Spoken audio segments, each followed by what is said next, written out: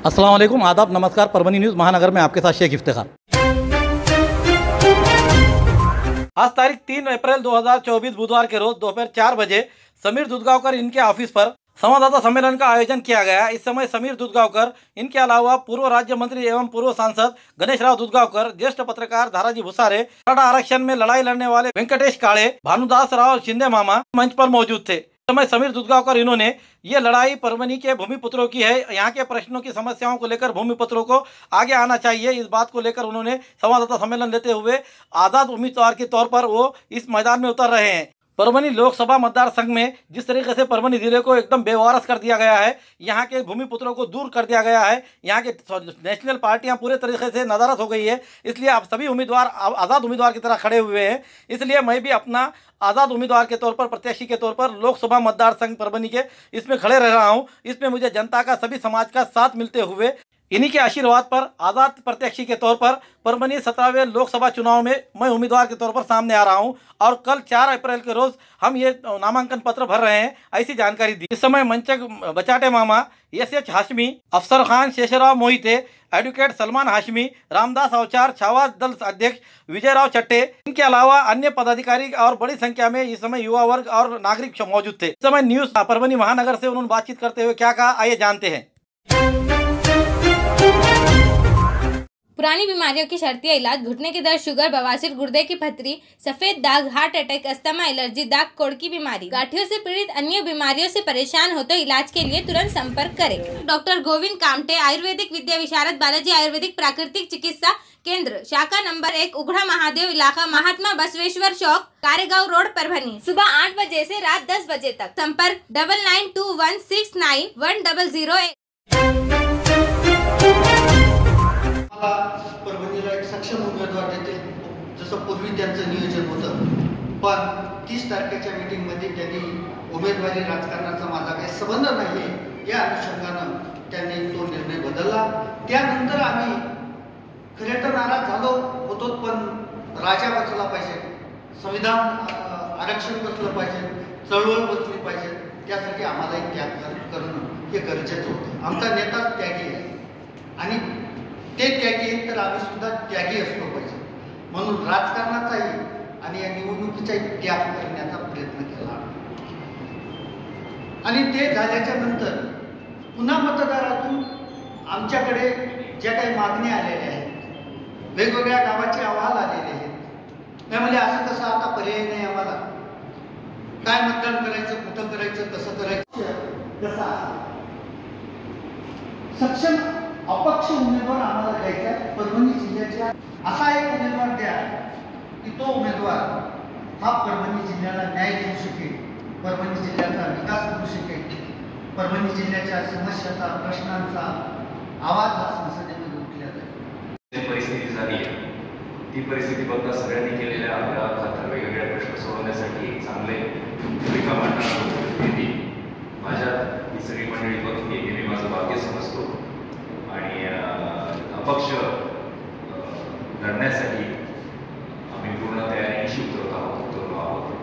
ही परिस्थिती आता भूमिपुत्रांवरचा अन्याय, वेगवेगळे प्रश्न अनेक वर्षांपासून प्रलंबित आहेत, 40-40 वर्षांपासून ज्या मागण्या आहेत, मराठा आरक्षण असो की धनगर आरक्षण असो, मुस्लिम आरक्षण असो, नोकऱ्या नाही, उद्योगधंदे नाही। मी अनेकदा सुरुवातीपासून सांगतो 2019 पासून की उद्योगधंद्याच्या बाबतीमध्ये परभणी जिल्हा हा महाराष्ट्रातल्या सगळ्यात शेवटच्या जिल्ह्यांपैकी एक झालेला आहे, म्हणून मी याच्याकडे बघतो। आणि आपण सगळे सहकार्य करायलाच करत आहात, तर हे पसरवण्यासाठी, एक आव्हान पसरवण्यासाठी तुमची मदत अपेक्षित आहे की उद्या सकाळी 11 वाजता अपक्ष म्हणून फॉर्म भरण्यात येईल आणि अपक्ष म्हणून लढाई होईल, भूमिपुत्रांची लढाई असेल, एवढंच मला म्हणायचं आहे। शिवसेनेच्या त्यांच्याकडे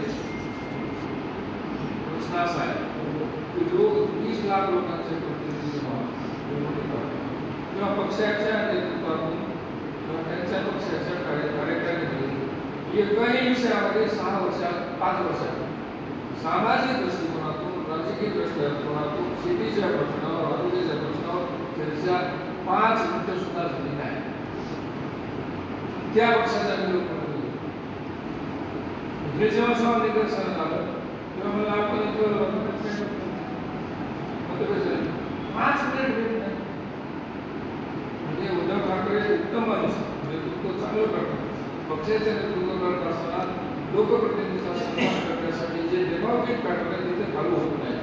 त्याच्यापासून मी दूर गेलो, बाजूला होतो, 10 वर्षापासून बाहेर आहे. त्याच कारणासाठी त्यांचा पक्षही मुकला, कोणतंही गेलो. पक्षाचा पदाधिकारी जर डेमोक्रेटिक पॅटर्नमध्ये लोकप्रतिनिधी चर्चा करत नसेल तर how it is possible to solve the problem of people?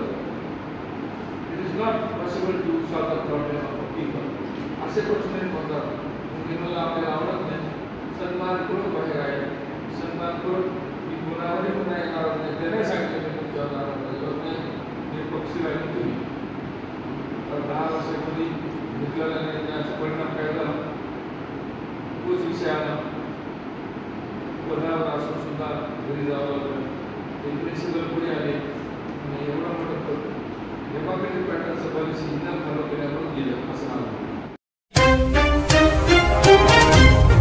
खूबसूरती का राज डॉक्टर हाशमी के पास। बालों का झड़ना, चेहरे के दाग व धब्बे, दीगर समस्याओं का इलाज हमारे पास। हमारे अपने बनाए हुए प्रोडक्ट्स 100% नेचुरल, कुदरती तौर पर इलाज बगैर किसी साइड इफेक्ट के साथ पूरी तरह से कुदरती व खालिश प्रोडक्ट्स आपके सामने बनाए जाएंगे। हमारे खुद के बनाए हुए प्रोडक्ट शिकाकाई, रीठा, आंवला, मेथी, गुड़हल के फूल, भिंगरा, एलोवेरा के जरिए हर्बल ऑयल वो हर्बल शैम्पू बालों का झड़ना व डैंड्रफ को खत्म करने के साथ सर की खुजली को खत्म करे। पतले बालों का इलाज फायदेमंद है, साथ ही बालों को लंबा, घना और खूबसूरत बनाए। चेहरे के दाग, धब्बे, कील, मुहासे, रूखी त्वचा वो चेहरे की झुर्रियां खत्म करे, साथ ही चेहरे को खूबसूरत बनाता है। खूबसूरती का राज डॉक्टर हाशमी के पास। हमारे पास ऑयल मशीन है जिससे हम आपकी लाए गए खोपरा, कलौंजी, बादाम व अन्य सामग्री का तेल निकाल कर देंगे आपके सामने। एड्रेस डॉक्टर हाशमी मिनाज, खान साहब बिल्डिंग के पीछे, दरगाह रोड, परभनी। 8421522947, 8669131304। मिलने का समय सुबह 9 बजे से दोपहर 2 बजे तक और शाम 5 बजे से रात 9 बजे तक। 17वीं परभनी लोकसभा चुनाव की प्रक्रिया चालू हो चुकी है। हम देखते हैं कि आज हमारे साथ युवा समीर दुधगावकर ये आज हमारे साथ जुड़े हुए हैं। इनकी जुड़ने की वजह यह है कि ये पहले भाजपा में इन्होंने सक्रिय कार्य किया है, उसके बावजूद इन्होंने भाजपा से क्यों छोड़ छुट्टी दी, और उसके बाद आज वो मराठा आरक्षण के इसमें पूरी तरह से उतर चुके थे।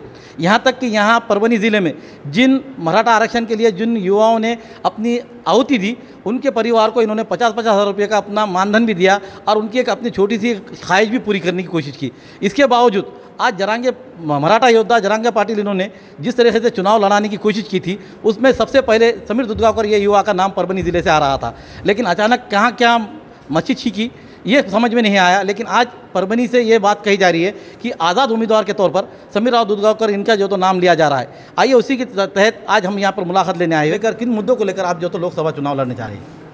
हम जो बहुत बड़े बड़े पार्टियों ने भी जिनको वंचित कर दिया है, तो उनको रिप्रेजेंटेशन का चांस नहीं दे रहे हैं। लोक प्रतिनिधि यहीं के लोगों में से बनना चाहिए, ये अपेक्षित है लोकशाही में, लेकिन किसी और जगहों से, किसी और ज़िलों से लोगों को यहाँ फेंका जा रहा है, तो ये बिल्कुल मान्य नहीं हो सकता है, ये हमें मंजूर नहीं है। तो वो एक मेन मुद्दा है।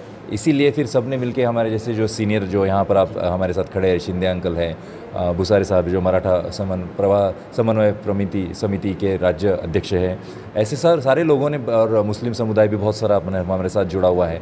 तो उन्होंने बार बार अगले चुनाव में मैंने एक भूमिका निभानी चाहिए ये बातें की हुई थी। तो हमने सोचा निर्दलीय प्रत्याशी के तौर पे, निर्दलीय उम्मीदवार के तौर पे, ये पुत्र अभी हिंदी में क्या इसके शब्द कहा जाता है, तो वो उनकी लड़ाई होनी चाहिए। इसलिए मैं निर्दलीय प्रत्याशी के तौर पे लड़ रहा हूँ, ताकि बाहर के जो लोग यहाँ बार बार भेजे जा रहे हैं उनको एक संदेश दिया जाए कि यहाँ के लोग बेवकूफ़ हैं नहीं, हम लोकशाही बहुत अच्छे से समझ सकते हैं और हम यहीं के लोग हैं, हम यहीं की रियलिटी सब जानते हैं। तो हम चाहेंगे कि हम खुद यहाँ के लोक प्रतिनिधि बने, ना कि कोई दूसरे ज़िले का कोई आदमी।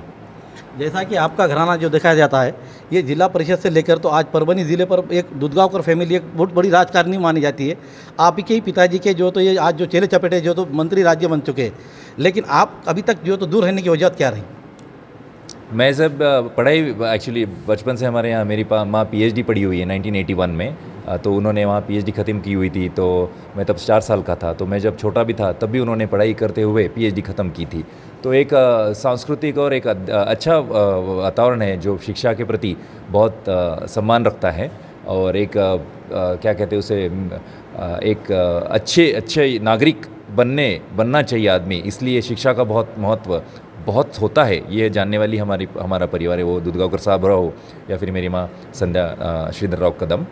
तो फिर इसलिए पढ़ाई की तरफ ज़्यादा पुश किया गया और फिर पढ़ाई में भी अच्छा था तो डंडे मार मार के इंजीनियर बनवाया गया। यूएस भी गया, जाने का भी चांस आ गया तो यूएस भी गया, मेरी बड़ी बहन वहाँ जा चुकी थी ऑलरेडी, और फिर ये करते रहा, तो जो पॉसिबल हो पाया वो करते रहा, इसलिए पढ़ाई में जाते रहा, तो उसमें बहुत सारे साल चले गए। फिर वहाँ यूएस से आने के बाद वापस वहाँ के कुछ एनवायरनमेंट को देख के इंडस्ट्री में और बिज़नेस बहुत अच्छे होते हैं ये लग रहा था, लेकिन ये भी समझ चुके थे कि भाई अमेरिका बैंकरप्ट कंट्री है एज अ गवर्नमेंट और सोशल लाइफ भी बुरी है, तो वैसा नहीं होना चाहिए, ये भी एक सोच थी। इसलिए फिर यहाँ आकर बिज़नेस बढ़ना चाहिए, अच्छे युवा खुद के पैरों पे खड़े होने चाहिए, ये सोच चल रही थी। तो इसलिए उन प्रयत्नों में मैं मुंबई में ज़्यादा साल काम कर रहा था, लेकिन मोदी जी का काम कुछ ठीक न लगने लगा था और तब तक 15 साल भारत का अनुभव आने के बाद समझ गया कि भाई भारत भी बुरा नहीं होना चाहिए, यहाँ बर्बादी नहीं होनी चाहिए, कुछ करना ही पड़ेगा सोशली।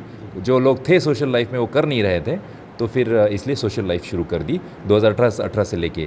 लेकिन जब मराठाओं का अपमान किया नरेंद्र मोदी जी ने, प्रधानमंत्री आए थे शिरडी में और उसके पहले 1.5 करोड़ की सभा हुई थी अंतरवली सराठी में इस मराठा आरक्षण की मांग में, तो वो समझ में आ गया हमें कि ये सिर्फ लोकशाही कहते हैं, लेकिन 1.5 करोड़ लोग अगर एक संवैधानिक तरीके से अगर एक साथ आते हैं, शांति की तरह से अगर मांग कर रहे हैं, तो उसका सम्मान तो किया जाना चाहिए था, लेकिन उन्होंने नाम भी नहीं लिया।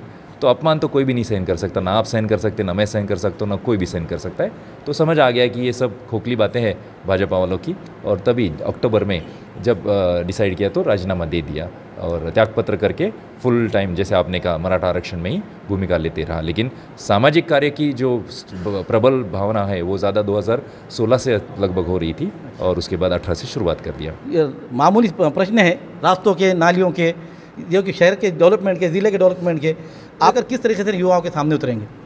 जैसे आपने कहा, जो बहुत बुरी ज़िंदगी परभणी की जनता बहुत सालों से फेस कर रही है, और हमने ये नोटिस किया है कि जो उद्योग क्षेत्र के भी बहुत सारे लोग हैं, उन्होंने एक वीडियो बनाया था महाराष्ट्र दिन पर कि भाई 1985 और 90 के आसपास से महाराष्ट्र का राजकीय वातावरण कलुषित हो गया और प्रदूषित हो गया, और उससे बातें बिगड़ती गई और अच्छे लोगों को तकलीफ़ें देना शुरू हो गया। जो सेटलमेंट का राजकारणी है उसको बड़ी बड़ी पद मिल गए, जब विकास का कुछ किसी को मायने नहीं रहा तो भी चल जाता था। तो ये सब अड़चने होने की वजह से हर ज़िला परेशान है, हर जगह अड़चने हैं इंडस्ट्री की, और परभणी में तो ज़रा ज़्यादा ही हो गई, बिकॉज यहाँ के तो लोग मिल बांट के खाने में बहुत एक्सपर्ट है। वो रोज़गार हमी, अर्ध तुम्ही अर्ध आमी, ये भावना कुछ ज़्यादा ही है परभणी में, ऐसा मुझे यहीं सुनने में आया। तो वो ये कुछ मेन मुद्दे हैं कि इंडस्ट्री ग्रोथ होनी चाहिए, जो कि लोकसभा के माध्यम से होने चाहिए, वो सारे मुद्दे कर सकता हूँ। यूएस में पढ़ा हूँ, इंडस्ट्री का एक्सपोजर है, और चारित्र संपन्न पिताजी का अनुभव होने की वजह से, उनका एक अच्छा उदाहरण होने की वजह से, बाळकडू ज्याला मराठीत म्हणतात, बाळकडू खूप चांगलं है, तो वो कर पाऊँगा। इसीलिए ये चांस मांग रहा हूँ कि भैया पार्टियाँ तो समझ नहीं रही है, लोग भूमिपुत्र तो कोई अच्छा है ही नहीं उनके हिसाब से, तो बाहर के ही फेंके जाने वाले अगर इस मैदान में, तो हम भूमिपुत्रों की लड़ाई है यहाँ पे, ये सम्मान की लड़ाई है, ये जनता की लड़ाई है कि भाई बाहर के लोगों को हम कुछ नहीं चाहिए। वैसे भी वो कुछ करे भी नहीं रहे हैं, तो कितना टर्म कोई कुछ भी करे तो क्या फ़ायदा है अगर आप जनता का भला नहीं कर पा रहे हो। तो ये मुद्दों पर चलेंगे कि इंडस्ट्री ग्रोथ हो, सरकारी नौकरियां डबल होने का एक प्रकल्प हमने कुछ सालों पहले पीएमओ को दिया हुआ था, लेकिन उनका कुछ मायने नहीं लगा। तो अगर लोकसभा में चांस मिला तो मैं सारी सरकारी नौकरियां डबल कैसे हो पाएगी, ये अगर मुझे सांसद बनवा के भेज दिया तो मैं गारंटी देता हूं। और आप जैसे जरांगे पाटिल के आंदोलन होने के बाद लोगों ने उन पर विश्वास करना शुरू किया, जब उनका एक चांस ऐसा, उनकी वो जो आंदोलन एकदम बड़े स्तर पे चला गया, तो अगर आप अभी सब सारे जो जरांगे पाटिल जैसा कुछ हो सकता है ऐसा विश्वास करते हो, पहले नहीं कर सकते थे, लेकिन अगर मुझ पे विश्वास कर पाओ तो सारी सरकारी नौकरियां भारत देश में जो है वो डबल कर पाए, ये इंडस्ट्री की तरफ से मान्य किया गया प्रपोजल दे पाऊँगा, जो अलग अलग देशों में भी इम्प्लीमेंट हो रहा है, और उस माध्यम से हर समाज के लोग जो रिजर्वेशन का फ़ायदा लेकर नौकरियां लेते हैं तो उनके लिए फ़ायदा हो सकता है। तो ऐसे कुछ मेन चीज़ें हैं जो बेरोज़गारी और इंडस्ट्री और इंफ्रास्ट्रक्चर और एक पीस ऑफ माइंड लोगों का भी बढ़े, ऐसे रिलेटेड भी कुछ स्टेप्स होना बहुत ज़रूरी है, क्योंकि मेंटल हेल्थ के प्रॉब्लम्स बढ़ते जा रहे हैं। तो ये सब करने के मानस है, इसीलिए सबसे चांस मांग रहा हूँ लोकसभा सांसद बनने का। ये थे समीर राव दूधगांवकर हमारे साथ जो आज जुड़े हुए थे। उनका बताना है कि परभणी ज़िले को A1 ख़ासतौर पर परभनी शहर को धूल मुक्त रखा जाएगा और किस तरह से यहाँ की जनता का स्वास्थ्य देखा जाएगा, उनके शिक्षा के लिए, उसी के साथ नौकरियों की और इन सब चीज़ों को लेकर एक क्षमता दिखाते हुए वो आज वो प्रत्याशी के रूप में 17वें लोकसभा परभनी चुनाव से निर्वाचन निर्दलीय उम्मीदवार के तौर पर आने की तैयारी में जुड़े हुए हैं। आप देखते हैं कि इसमें जनता इन्हें कितने साथ देती है, ये आने वाला समय ही बताएगा। आज हमारी न्यूज़ आपको किस तरह पसंद आई, आज ली हुई मुलाकात आपको किस तरह पसंद आई, इसके बारे में आपके कमेंट्स होना ज़रूरी है। साथ ही साथ हमारी न्यूज़ पसंद आने पर लाइक करें, शेयर करें। अब तक हमारा चैनल सब्सक्राइब नहीं किया है तो सब्सक्राइब ज़रूर करें। Subscribe now and press the bell icon. Never miss an update.